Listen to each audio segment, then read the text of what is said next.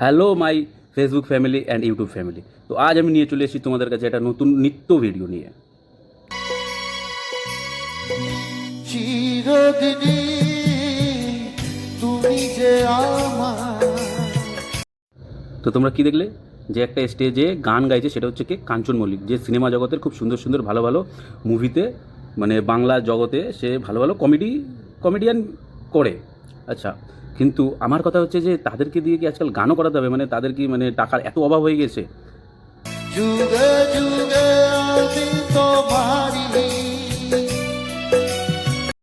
আর এই যে যারা দেখতে যায় এদের গান, মানে গানের গলা তো বাবা, মানে এটা তো তোমরাই ডিসিশান দেবে যে গানের গলা কীরকম। তা আমার একটা মত আছে, যে এই মতে তোমাদের মিলবে কি না, কারণ সবার তো টেস্ট এক হয় না। তো আমার কথা হচ্ছে, এদের থেকে অনেক ভালো ভালো যারা নিজেরা গান শিখেছে, ছোটোবেলা থেকে অনেক পরিশ্রম করেছে, তাদেরকে দাও না গান করতে।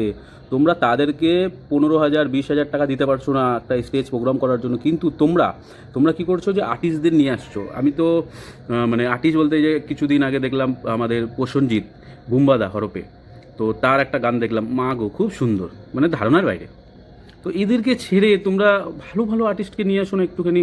তোমরা তাদেরকে দিতে পারছো না কত, একটা তাদের বাজেট আছে 30,000 বা 25,000 কারো কারোর ব্যান্ডের। মানুষ এর পরবর্তীকালে তো মানে সঙ্গীত উঠেই যাবে,